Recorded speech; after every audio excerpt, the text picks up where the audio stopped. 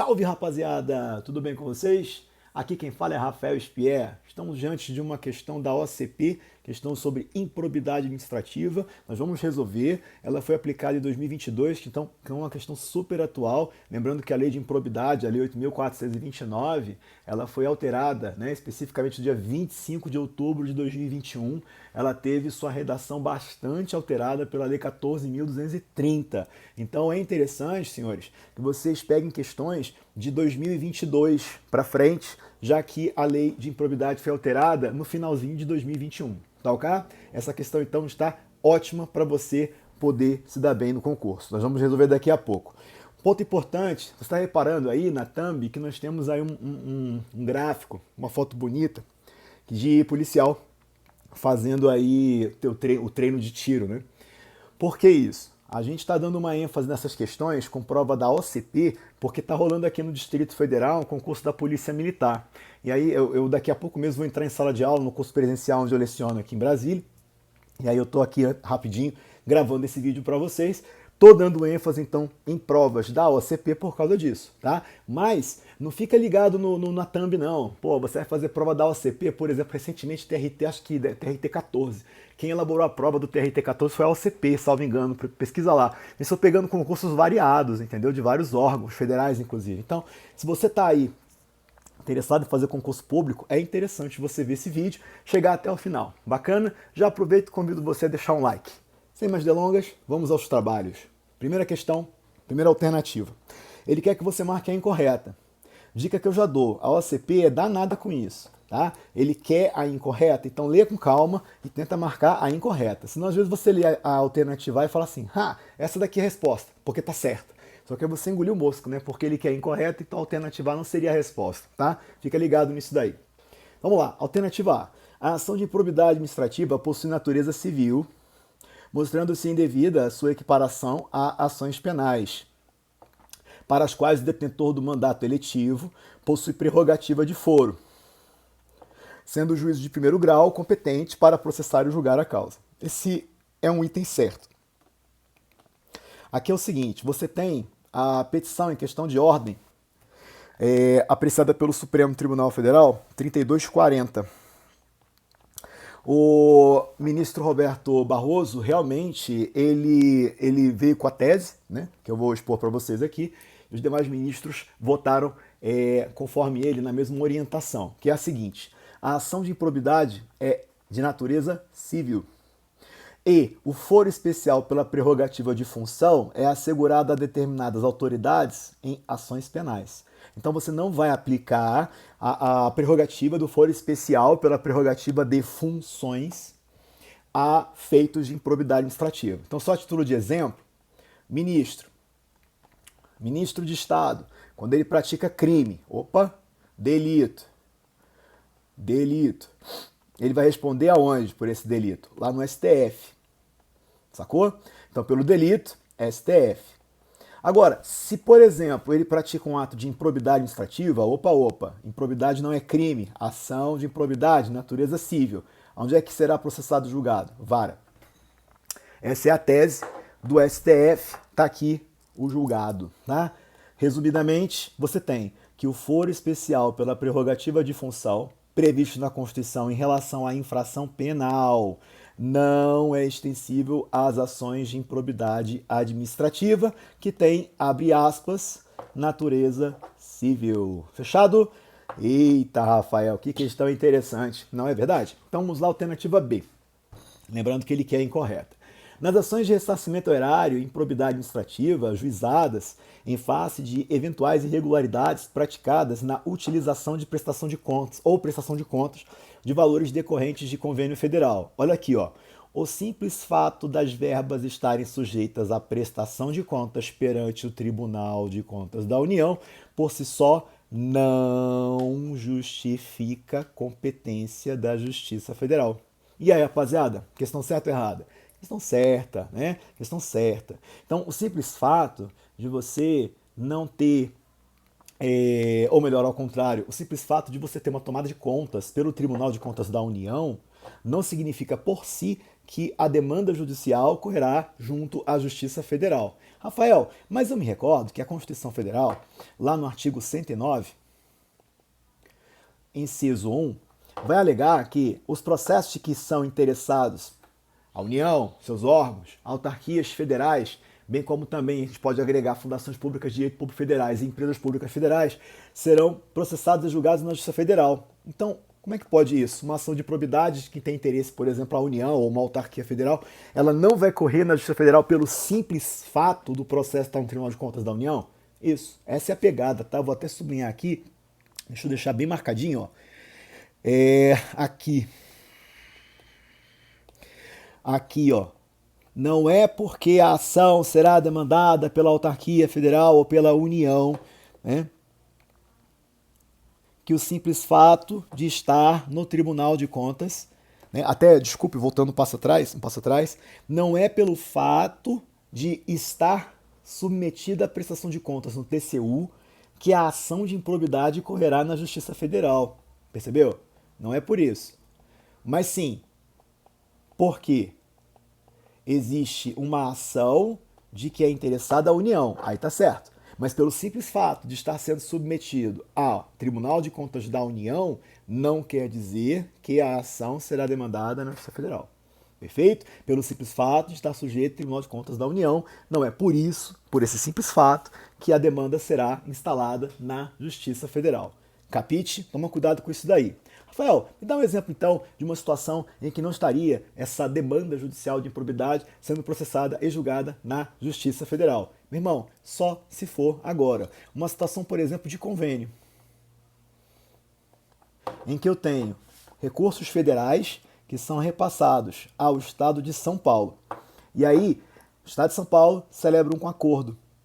Por exemplo, um contrato de gestão, uma parceria, um termo de parceria com uma entidade paraestatal. O que está rolando aqui? O convênio de recurso federal suscita a atribuição do Tribunal de Contas no tocante à prestação de contas. E aí o que pode acontecer? O TCU realiza procedimento de tomada de contas desses recursos transferidos pelo convênio.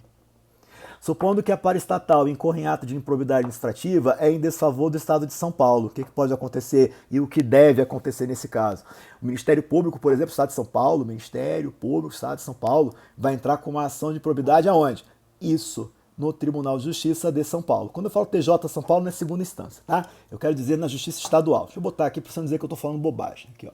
Justiça Estadual. Sacou? Oh, Rafa, entendi. Então não é pelo simples fato de ter um procedimento no TCU que a demanda de probidade será julgada no Justiça Federal. Isso. Sacou? Essa é a pegada. Então, um caso de convênio aqui, o Tribunal de Contas faz a tomada, mas Estado de São Paulo foi vítima da improbidade, a demanda pode ser atravessada na Justiça, pode não será, né? Atravessada na Justiça Estadual. Lembrando que a ação de improbidade não é de natureza penal, mas sim de natureza civil, conforme explicado nos comentários opostos à alternativa A. Vamos adiante? Na ação civil pública por ato de improbidade, é possível o prosseguimento da demanda para pleitear ressarcimento do dano ao erário, ainda que sejam declaradas prescritas as demais sanções previstas no artigo 12 da Lei 8.429. Resposta, está correta. Aqui está conforme a jurisprudência, recurso extraordinário 852.475. Aqui você tem um julgado do STF que explica que as ações de ressarcimento ao erário decorrentes de atos de improbidade administrativa dolosos, vou fazer comentários sobre isso daqui a pouco, são imprescritíveis. As ações de ressarcimento ao erário por danos decorrentes de atos de improbidade dolosos, essas ações serão imprescritíveis. Aí olha o que o examinador fez. Muito embora haja prescrição no tocante às sanções previstas no artigo 12. Dá um exemplo de sanção, professor. Irmão, só se for agora, ó, perda da função. Essa bicha aqui prescreve. Ah, é, Rafael? É. E a prescrição, de acordo com o novo prazo, é de 8 anos, contados do ilícito. Do ilícito, portanto, do ato de improbidade, sacou? E não do conhecimento dele, hein? Cuidado, não do conhecimento dele, hein? Contados do ilícito. Então, o prazo de prescrição de 8 anos. Então, passado 8 anos, A gente tem a prescrição dessa sanção. Todavia, as ações de ressarcimento ao erário não prescrevem. E aí, olha o julgado aqui, ó. São imprescritíveis as ações de ressarcimento ao erário fundadas na prática de ato doloso tipificado na lei de improbidade. Rafael, peraí, mas eu fiquei sabendo que a lei 14.230 alterou a 8.429 para exigir dolo, inclusive dolo específico, professor, para que haja configuração do ato de improbidade. É isso mesmo? É isso mesmo. Então, Rafael, como é que funciona isso? Porque o julgado do STF, ele está falando aí que precisa comprovar, né, que o ato é doloso. Mas toda improbidade é dolosa? Boy, é isso aqui, ó. Esse julgado é de 2018. E a lei de improbidade ela foi alterada em 2021. Então aqui, deixa eu te dar a dica, escuta o tio. Se na prova ele colocar assim, de acordo com o STF, e colocar essas palavrinhas aqui, meu brother, acabou, verdadeiro. Não vai ficar aí vendo chifre, cabeça de cavalo, não. Rafael, mas ele foi redundante. Tudo bem, redundância é erro? Não, redundância é ênfase. Então não viaja. Colocou essas palavras? Certa resposta, não inventa moda. Agora ele pode colocar assim no puro, né? Que as ações de ressarcimento erário por atos de improbidade administrativa tipificados no 8429, as ações de ressarcimento são imprescritíveis. Tá certo isso? Tá. E você vai deduzir que tá certo por quê? Porque atualmente a lei determina que só há configuração do ato de improbidade administrativa quando demonstrado dolo específico. Propósito do tema, olha aí, ó. Artigo 1º da Lei 8.429, parágrafos 1º ao 3º. Tá aí, ó. As ações de improbidade administrativa só terão êxito se demonstrado dolo. Dá uma lidinha depois aí, valeu? Dolo é específico, veja o conceito. Se tiver dúvida, manda dúvida lá no meu Instagram. Vou ter o maior prazer de te responder, sacou? Manda lá, pô. Meu Instagram tá aqui, ó. Look. Ó o meu Instagram aqui, ó. Tá bom? Manda pra mim. Ó, aproveita e já visita meu site também. Eu vou fazer o merchan aqui, ó. Bem bacana, viu? Vai curtir. Rafael, anda que eu tenho pressa. Você também daqui a pouco vai entrar em sala de aula, então acelera. Beleza, vamos lá, tá quase acabando. Vamos para a próxima. Ele quer incorreta, olha aqui, ó. Ele quer incorreta, fica ligado. Letra D. Em razão dos princípios constitucionais do direito administrativo sancionador, o novo regime prescricional previsto na Lei 14.230, que alterou a Lei 8.429, ser benéfico ao réu, é retroativo. Cara, eu tenho certeza que você marcou essa daí como certa. Certeza. Porque você já ouviu tanta coisa nas reportagens, tanta coisa. Só que eu quero chamar a atenção de vocês para que, né, você se atenha ao julgado do STF, que vem aqui, ó. Eu fiz questão de colar aqui para você ver como é importante você entender bem. Porque na prova, vou te falar, aquele ali é o gabarito, está errado, tá? Eu vou te mostrar agora por quê. Repara só, de acordo com o STF, a norma benéfica da Lei 8.400, ou melhor, da Lei 14.230, olha aqui, ó, é irretroativa. Percebeu? É irretroativa. Não, você não percebi não. Porra, então vou ler com você, bicho. Presta atenção, ó. A bicha é irretroativa. Por quê? Princípio da irretroatividade. Nós temos o que aqui? Artigo 5º, inciso 36. Lei não retroagirá para atos jurídicos perfeitos, para coisa julgada, bem como para alcançar direito adquirido. Especificamente aqui a gente tem o quê? O coisa julgada, a tal da coisa julgada. Então a regra é a irretroatividade. Agora, olha só que interessante, a gente teve uma restrição. Nem tampouco durante o processo de execução de penas, nem tampouco em relação à coisa julgada. Explico. Eficácia da coisa julgada. E ainda, processo de execução de penas e seus incidentes. É mais ou menos o seguinte: resolveu? Condenou? Transitou em julgado? Chega. Não se discute mais. A norma é irretroativa porque não pode se sobrepor à coisa julgada, que é previsto como cláusula constitucional. Agora, atenção. E para os processos que não se encerraram, que não entraram em fase de execução? Olha aqui, ó. A nova lei 14, item 3 aqui, ó. Aplica-se aos atos de improbidade administrativa culposos praticados na vigência do texto anterior. Ok. Retroatividade. Agora observa. Por que nesse caso pode retroagir? Porque não tem coisa julgada. Porém, sem condenação transitada em julgado. Bicho, deixa eu repetir aqui, ó. Deixa eu botar assim bem marcadinho, ó. Porém, sem condenação transitada em julgado.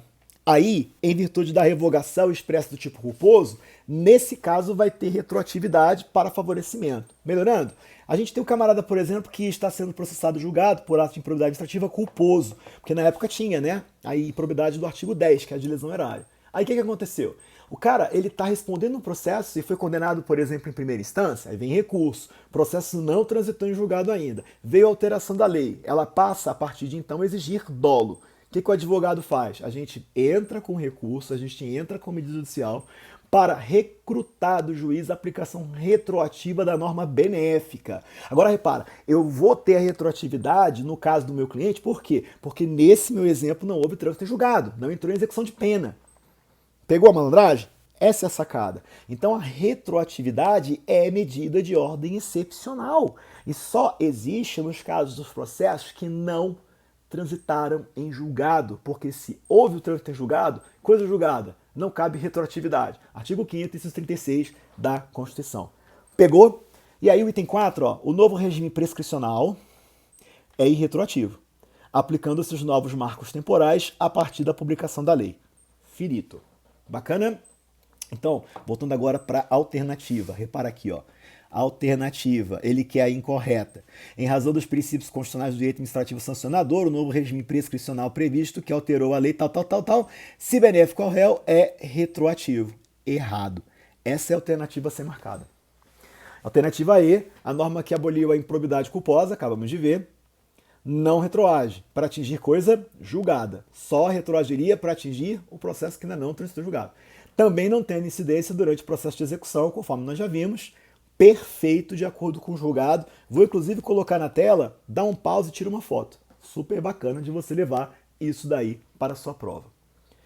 Rapaziada, espero que tenham gostado. Mais uma vez convido você a me seguir na rede social lá no Instagram. Se tiver dúvida, manda um áudio para mim que eu vou ter o maior prazer de responder. Não deixa de visitar meu site, tem muitos exercícios lá à disposição, apostilas e e-books com leis comentadas, enfim. Muito bacana, vocês vão gostar. Perfeito? Rumo à sua aprovação, te espero no próximo vídeo. Valeu!